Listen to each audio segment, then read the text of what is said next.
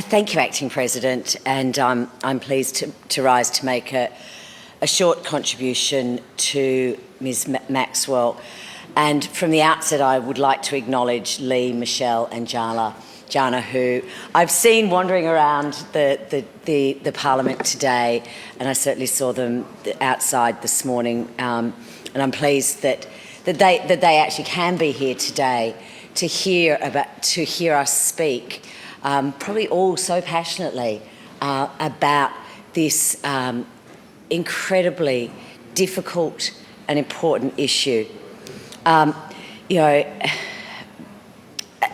we know, coercive and controlling behaviour is sadly a prominent feature in almost all family violence.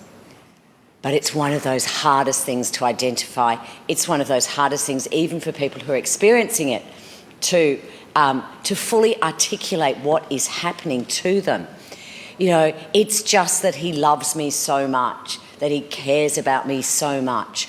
And, we've been hearing, I'm very fortunate to be chairing the inquiry into criminal justice, a referral that came from Ms Maxwell. And I don't think it should come as any surprise that the witnesses that we have heard from, the submissions that we have received, all talk about family violence and coercive behaviour. So I'm really pleased that Ms Maxwell has brought this issue to the chamber. And I'm happy to lend my encouragement to the government to do something on this. And I think it's interesting to note that in the most recent National Summit on Women's Safety that was held, just 1 or 2 months ago, I think, a number of, it was seen as one of the most complex and urgent issues, and that was how it was described in the paper that followed that summit. We've seen several Victorian organisations, including Respect Victoria, united. Ms Patten, Ms Maxwell on a point of order. Please. I'm sitting very close to Ms Patten, and it is difficult to hear her. And I just think, particularly given the topic we're discussing, which goes along the lines of respect, could we just have just a little bit less noise? Sorry. Fair point. If we could keep it down so we can hear Ms Patten, please. Thank you, Ms Maxwell, and thank you, Acting President. And Acting President, as I was saying, there's been a number of organisations who've really come to the fore and are speaking loudly about this. And that's Respect Victoria, Domestic Violence Victoria and DGERA in particular. And I think they've all looked at this, and I know that Ms Maxwell is passionate about prevention and early intervention, and this is another area where this is so crucial, because the criminal justice system, as we know, currently fails so many victims.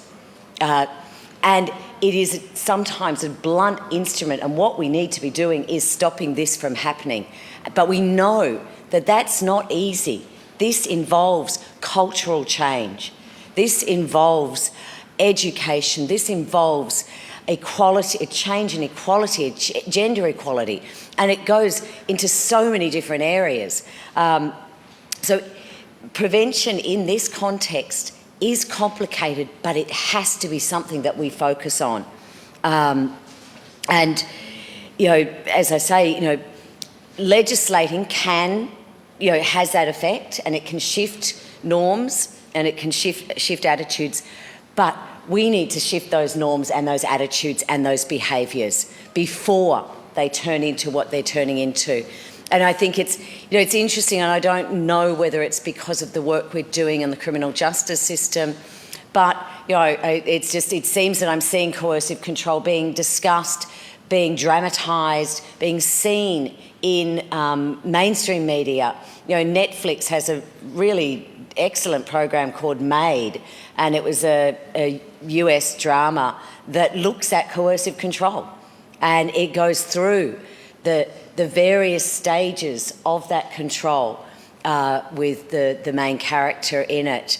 I've over recent weeks I haven't been listening to it, but when I was able to walk home from work in the evenings and was comfortable doing it, I would listen to The Trap by Jess Hill, another extraordinary podcast, an extraordinary detailed story, and well, it's not a story, I mean it's a whole podcast around focusing on coercive control, how it affects the children, how it affects the families, and also it goes to how we can try and find some solutions.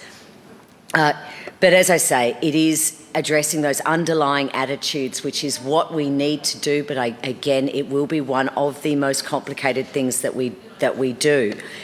And I was just looking at some of the press releases that came out following that national summit, and certainly what we've been hearing during the criminal justice inquiry is that we need to be looking at that, broadening the scope of how we address this. And I noted, and I use this quote because sadly DGIRA, which is an extraordinary Aboriginal women's advocacy organisation, wasn't able to appear before the committee at our last public hearing. But Antoinette Braybrook said that the conversation around coercive control had to be broadened. Instead of putting money into the criminal justice system, invest in Aboriginal community-controlled, self-determined solutions that we know work for our women, families and communities. Also Executive Director of the Multicultural Centre for Women's Health, Dr Adele Modolo, who did appear before our committee, also went on to say migrant and refugee women and their communities are already leading the way in preventing violence, and it's time to listen and learn from them. Whole of community and tailored approaches are needed to ensure that we address the structural inequalities that enable violence against migrant and refugee women. And we know the impact that this has on women. We know that, as Ms Maxwell and I'm certain Ms Crozier, raised, family violence is still the leading contributor to death for women 15 to 44. The leading contributor. It's not breast cancer, it's not smoking, it's not heart disease, it is family violence.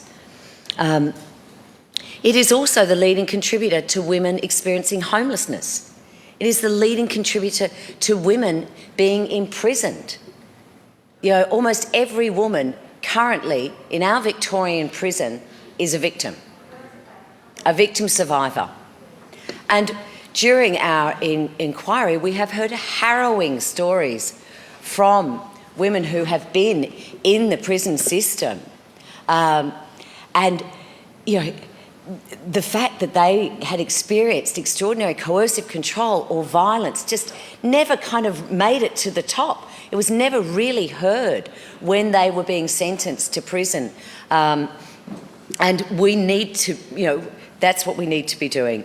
And we need to be building, a part of, I think, Ms Maxwell's call to the government is looking at building up this evidence base for the types and appearances of this type of behaviour, who perpetrates it and what drives them.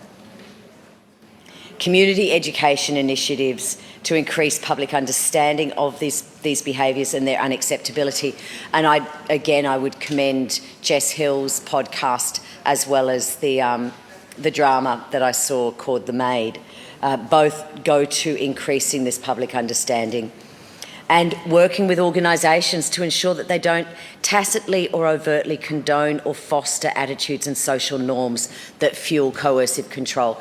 And we've heard that today, and we've heard that during the inquiry. And it is not for people wanting to and